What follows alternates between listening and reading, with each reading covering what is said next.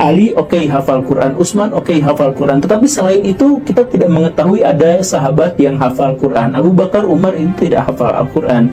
Abu Darda, Aisyah, Zubair, Thalhah dan sebagainya itu tidak. Jawabannya sangat tidak benar. Para sahabat Nabi adalah generasi pilihan, kumpulan manusia yang Allah jadikan sebagai pendukung dakwah Nabi-Nya. Mereka tentu adalah orang-orang yang bukan hanya hafal Al-Quran, tetapi orang yang sangat paham tentang isinya. Di kesempatan kali ini saya akan memberikan 8 jawaban bukti bahwa Sayyidina Abu Bakar Siddiq adalah termasuk salah satu dari para sahabat yang hafal Al-Quran. Yang pertama adalah penjelasan para ulama. Di antaranya adalah apa yang dikatakan oleh Al-Imam Ibnu Hajar dalam Fathul Bari beliau. Beliau mengatakan, "Walladzi yadharu min katsiri min ahadits anna Abu Bakar Siddiq kana yahfadzul Qur'an fi hayati Rasulillah sallallahu alaihi wasallam." Adalah yang nampak, yang kuat dari semua hadis-hadis yang disebutkan bahwa Abu Bakar Siddiq adalah salah satu penghafal Al-Quran bahkan sejak ketika Rasulullah masih hidup. Kemudian Imam An-Nawawi rahimahullah ta'ala mengatakan, Abu Bakar Siddiq radhiyallahu anhu min kibari sahabah alladhi hafidul Quran kullahu. Abu Bakar Siddiq termasuk dari kalangan pembesar sahabat yang hafal Quran secara sempurna. Yang kedua, bukti bahwa Sayyidina Abu Bakar Siddiq hafal Al-Quran, beliau diperintahkan oleh Nabi SAW saat beliau sakit untuk mengimami sholat. Dan tidak mungkin beliau dijadikan imam, padahal Rasul bersabda, "Ya ummul qaum aqra'uhum li kitabillah." Yang berhak mengimami satu kaum adalah yang paling pandai dalam membaca kitab Allah, artinya yang paling banyak hafalannya. Yang ketiga, beliau setelah menjadi khalifah menjadi imam sholat. Demikian juga dengan khulafaur rasyidin yang lainnya.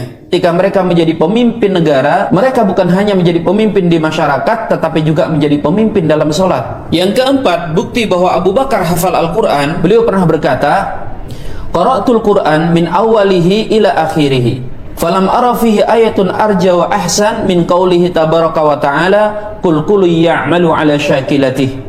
Aku sudah membaca Quran secara keseluruhan dari awal sampai akhir, dan aku tidak mendapatkan ayat yang paling baik dan yang paling aku harapkan kebaikan di dalamnya, yaitu dari firman Allah Subhanahu wa ta'ala, setiap orang itu berbuat sesuai dengan kemampuannya.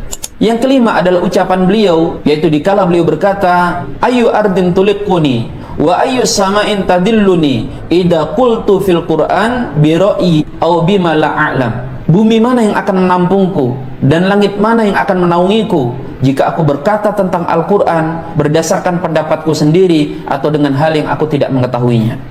Maka mustahil Sayyidina Abu Bakar Siddiq menyampaikan penjelasan hukum dari Al-Quran kalau beliau tidak menghafal kitabullah.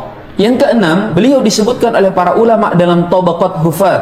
Abu Ubaid mencantumkan nama beliau dalam kitab beliau Al-Qiraat, yaitu termasuk kelompok penghafal Al-Quran dari kalangan para sahabat. Yang ketujuh, penjelasan hadis Nabi SAW yang seakan-akan menunjukkan Abu Bakar termasuk yang tidak hafal Al-Quran. Khudul Quran min arba'ah, min Abdullah bin Mas'ud, min Salim, min Mu'ad, wa min Ubay bin Ka'ab. Hadis ini tidak bisa dimaknai bahwa selain 4 sahabat ini itu berarti tidak hafal Al-Quran. Banyak sekali para sahabat yang telah hafal Al-Quran selain ke-4 sahabat yang disebutkan ini. Misalnya riwayat yang bisa menjadi bantahan adalah selain 4 sahabat ini ada 70 sahabat yang telah terbunuh di Bir Ma'unah, dan mereka semuanya adalah penghafal Al-Quran. Yang kedelapan, bahkan disebutkan dalam kitab Fathul Bari bahwa Sayyidina Abu Bakar Siddiq itu membangun musola khusus di depan teras rumahnya, yang mana dalam musola tersebut beliau membaca Quran baik di dalam atau di luar sholat dan mengkhatamkan Quran dalam beberapa hari. Dan perlu antum ingat bahwa ketika kita temukan adanya riwayat sahabat membaca Al-Quran, itu bukan membaca dari mushaf, tetapi membaca dari hafalannya. Ini penjelasan bahwa Abu Bakar Siddiq adalah seorang penghafal Al-Quran. Dan insya Allah di video selanjutnya akan kita jelaskan tentang Sayyidina Umar dan beberapa sahabat Nabi yang dituduh tidak hafal Al-Quran.